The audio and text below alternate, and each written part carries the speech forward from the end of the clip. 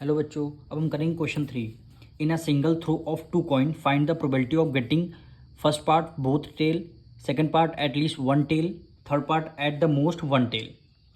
कह रहा है आपको टू कॉइन अगर टॉस किए जाएं उसकी प्रोबेबिलिटी बतानी है, थ्री पार्ट्स की आपको प्रोबेबिलिटी बतानी है। तो सबसे पहले क्वेश्चन में हम सबसे पहले प्रोबेबिलिटी का लिखेंगे फॉर्मूला, यानी probability of an event equal to होता है number of favourable outcome upon number of total number of outcome. अब देखिए, अगर टू कॉइन अगर थ्रो किए जाए उसके पॉसिबल आउटकम कौन कौन से होंगे, हमने क्वेश्चन नंबर 1 में किया था। तो यहाँ पे लिखेंगे पॉसिबल आउटकम, पॉसिबल आउटकम,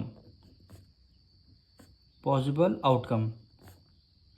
अगर टू कॉइन टॉस किए जाए, दोनों में हेड आ सकता है, या फिर दोनों में टेल आ सकता है, या फिर एक में टेल आएगा एक में हेड आएगा, या फिर पहले में हेड आएगा दूसरे में क्या आएगा टेल। यही हमारे आउटकम रहते हैं। टू कॉइन अगर टॉस किए जाए यही हमारे 4 आउटकम निकल के आते हैं। अब हम करेंगे इसका फर्स्ट पार्ट। क्वेश्चन में क्या बोला गया है, बोथ टेल। प्रोबेबिलिटी बतानी है आपकी बोथ टेल की, यानी प्रोबेबिलिटी किसकी बतानी है, बोथ टेल, बोथ टेल्स की आपको प्रोबेबिलिटी बतानी है। तो देखिए, टोटल नंबर ऑफ आउटकम कितने हो गए, 1 2 3 4। तो डिनोमिनेटर में तो आपका 4 आ जाएगा।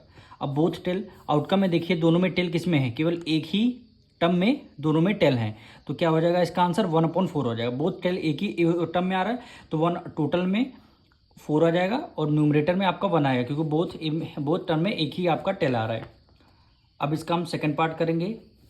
सेकेंड पार्ट में बोला गया है एटलीस्ट वन टेल, मतलब 4 आउटकम में से कम 1 टेल आना चाहिए। तो यहाँ पे लिखेंगे प्रोबेबिलिटी एट लीस्ट 1 टेल,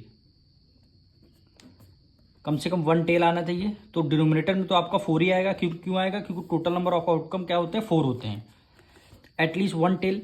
अब देखिए, इसमें भी टेल आपका है, इसमें भी टेल आपका है, और इसमें भी 2 टेल हैं, कम से कम एक टेल तो है ही है ना, तो ये भी आपका काउंट किया जाएगा। तो क्वेश्चन में बोला था कम से कम एक टेल, तो एक टेल तो है ही, 1 2 3। क्या आंसर हो जाएगा इसका, 3/4 हो जाएगा। अब इसका हम लास्ट पार्ट करेंगे, एट द मोस्ट 1 टेल। क्या कह रहा है, probability of at most 1 tell,